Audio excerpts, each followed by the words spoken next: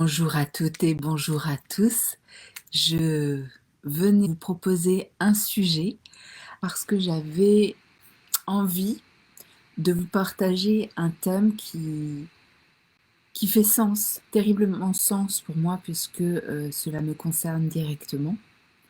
Donc je me disais que ça pouvait intéresser certaines personnes d'entre vous.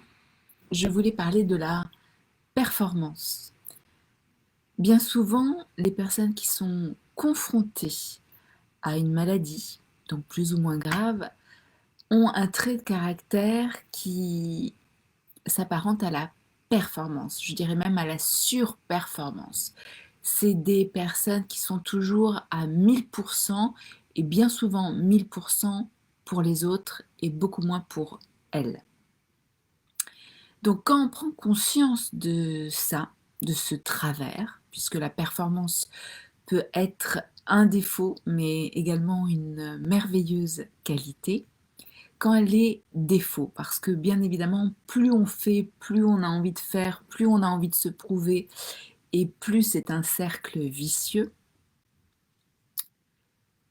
plus ce schéma, ce fonctionnement mental apparaît également lorsqu'on est confronté à la maladie. C'est-à-dire que on va tout faire de façon hyper sérieuse, hyper engagée, hyper performante, hyper dans la performance. C'est-à-dire que parfois, on ne laisse pas la place à la liberté de la souplesse. Je suis un peu alambiquée quand je vous dis ça, mais on ne se donne pas l'autorisation de choir. On est là sur il faut que ça marche, il faut que ce traitement marche, il faut que ce choix marche, il faut que je fasse ci, il faut que je fasse ça. Et on ne laisse pas la possibilité d'échouer à cette solution. Et quand on est dans cette crispation-là, bien souvent, on mentalise l'échec. Parce qu'on n'est pas souple. On n'est pas souple envers la vie qui n'est que souplesse, qui n'est que mouvement. Et en n'étant pas souple, on est dans cette cristallisation-là. Et cette cristallisation est à l'opposé de la vie. Il est important quand on a ce fonctionnement-là, que je connais, que j'ai, de s'apporter de la souplesse, de laisser champ libre au hasard, de laisser champ libre aussi à l'échec. Alors bien évidemment, quand on est confronté à une maladie telle que le cancer, une maladie qui fait peur, qui est engageante, qui met notre vie en jeu, on n'a pas envie de se dire je vais laisser une part au hasard, je vais laisser une part à l'échec. Mais ça cristallise encore, ça vous remet sur une performance qui n'est pas juste. Acceptez de faire des choix conscients pour votre bien et non parce que je dois ou parce que il faut. Je mets en place des actions concrètes pour m'apporter un mieux dans mon corps, m'apporter un espace de guérison, un espace de guérison. Oh, j'ai un doute. Dites-moi en commentaire.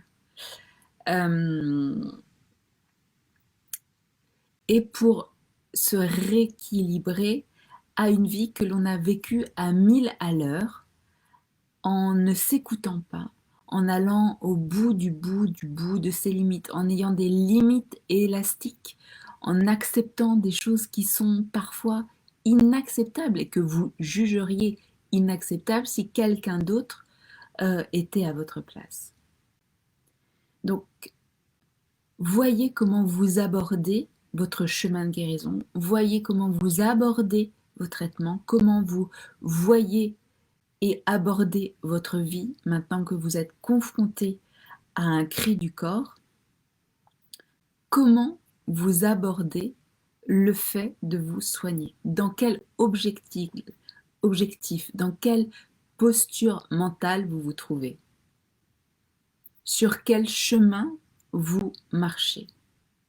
Celui de l'obligation, de la performance, je fais ci parce que je dois guérir, ou sur un chemin qui est performant, et je dirais qui est dans l'excellence de l'être, qui est tout simplement, je suis confrontée à une situation de santé et il est important que je me retrouve, que je fasse des choses qui sont justes pour moi, pour mon corps, pour ma santé,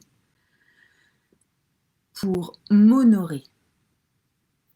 Parce que en neurosciences, comme je vous le dis régulièrement, chaque pensée, chaque parole crée des chemins neuronaux dans votre cerveau qui ouvrent des portes à des champs des possibles, que ce soit sur une voie ou sur une autre, et qui crée et en plus de la biochimie dans votre corps. Donc si vous êtes dans cette obligation de résultat, vous créez de la cristallisation, du stress, de l'obligation, comment dirais-je, comme si vous étiez un marteau-piqueur. Vous pilonnez, pilonnez, pilonnez, pilonnez. Mais c'est beaucoup de stress, beaucoup trop de stress. Et en étant dans cette posture mentale, vous créez des chemins neuronaux de performance et de difficulté et de s'éprouver qui créent bien évidemment et bien souvent des situations de vie où vous êtes confronté à des réalités violentes et dures. Et aussi, cela crée du stress qui envoie dans vos cellules des bains très délétères et qui ne soutiennent absolument pas votre système immunitaire. Revoyez comment vous vous positionnez face à la maladie. Est-ce que vous êtes dans une posture de performance? Il faut, je dois, je fais ci parce que ça doit marcher. Si je fais ce traitement, c'est que ça va marcher. Si je mets en place ce coaching, ça va marcher. Offrez-vous la possibilité de rater. Alors ça peut être angoissant, surtout quand on est confronté à un cancer. Et j'en parle en connaissance de cause. Mais c'est aussi un moyen de lâcher ses valises, de baisser sa garde et d'être avec soi, d'accepter ce que vous vivez dans votre corps et de connecter réellement à vos besoins, de ne pas être dans le je dois, il faut, mais dans le je suis, qu'est-ce qui est bon pour moi, qu'est-ce que j'ai envie de vivre pour moi et qu'est-ce qui est juste que je vive. Il est juste que je m'apporte du mieux-être, il est juste que je m'apporte des structures soutenantes, que je respecte mes limites, que je m'apporte de la joie, que je m'apporte de la légèreté. Et la performance va laisser place à l'excellence de vous, à votre excellence, à votre être, à ce qu'il a besoin de vivre et d'expérimenter pour pouvoir guérir, pour pouvoir soutenir son système immunitaire. Il est important pour vous de vous repositionner sur la façon de traverser votre chemin de guérison.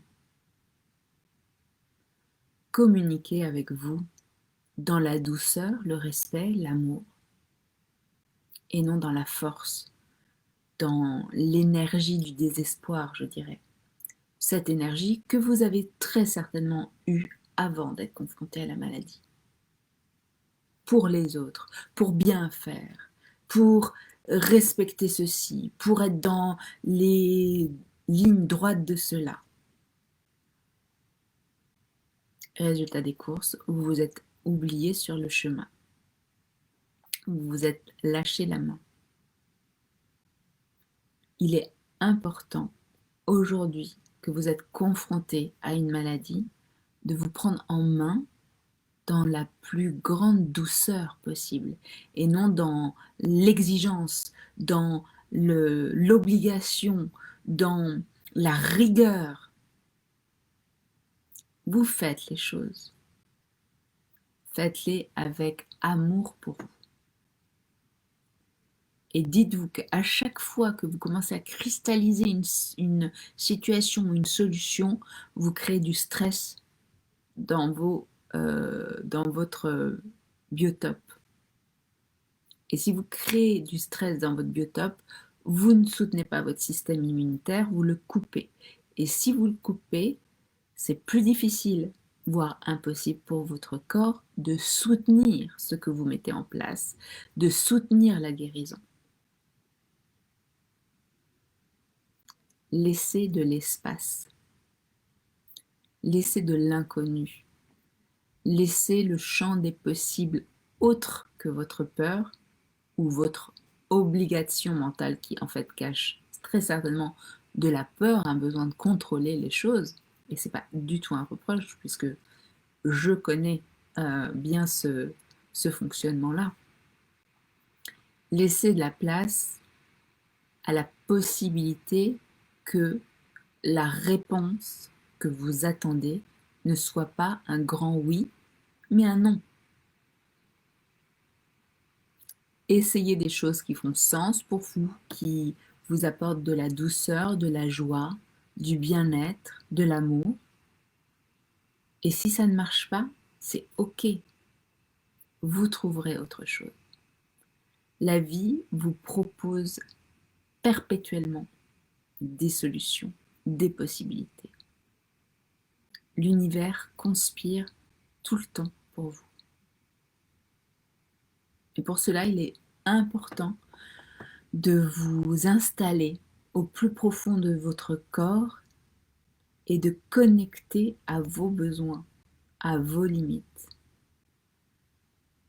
et de les respecter.